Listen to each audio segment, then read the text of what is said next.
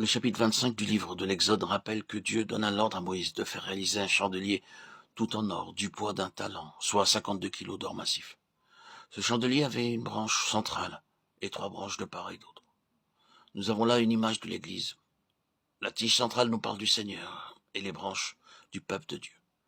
Dans ce chandelier se trouvait de l'huile, image du Saint-Esprit, rappelant que nous avons tous reçu la même vie. Nous avons tous la même vie et nous devons être gouvernés par cette vie. Dieu montre par ce chandelier qu'il a besoin d'un peuple qui soit une représentation de lui-même. Dans l'incarnation, le Seigneur Jésus a été une représentation parfaite de Dieu. Mais il a été aussi une parfaite expression de l'homme racheté, pourvu d'une nature spirituelle et céleste. Il est la révélation de Dieu. Le chandelier nous parle du témoignage du Seigneur Jésus-Christ par le moyen de son Église.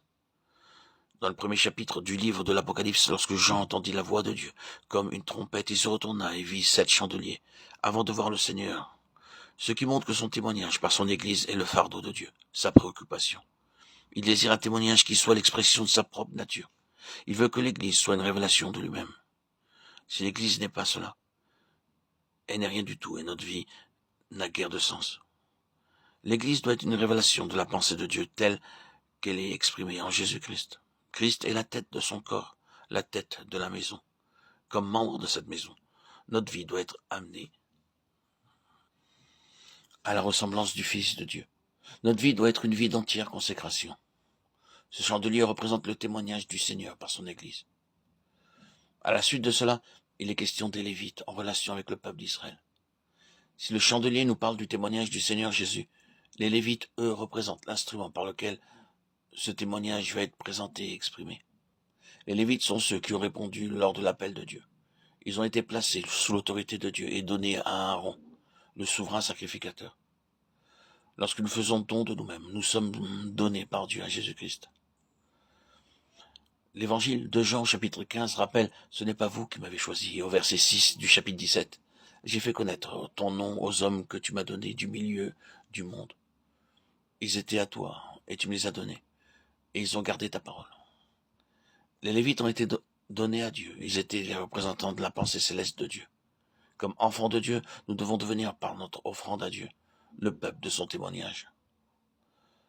Notre vie spirituelle ne se limite pas au pardon de nos péchés et à la prédication de l'Évangile.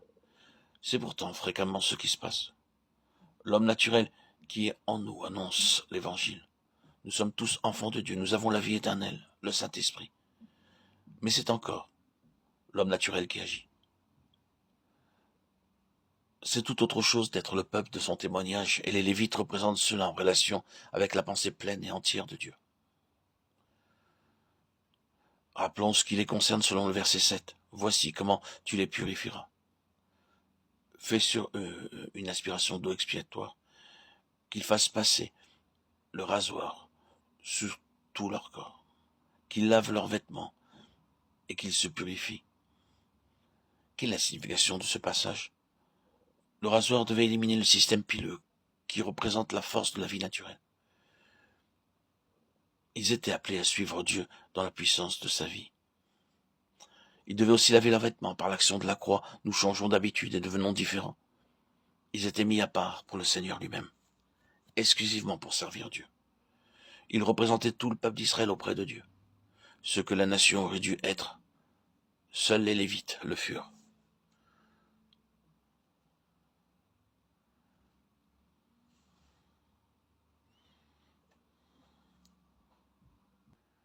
C'est la volonté de Dieu que tout le peuple soit amené dans les réalités du salut et qu'ils vivent dans la puissance de la résurrection par la croix. Mais tous ne le vivront pas. L'appel qui nous est adressé est en vue de rassembler un reste qui vivra réellement sur la base de la croix.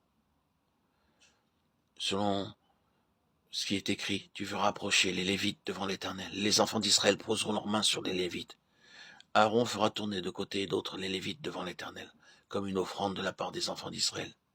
Et ils seront consacrés au service de l'Éternel, c'est-à-dire mis à part. Livre des Nombres 7, 89 et 8, 1 à 19.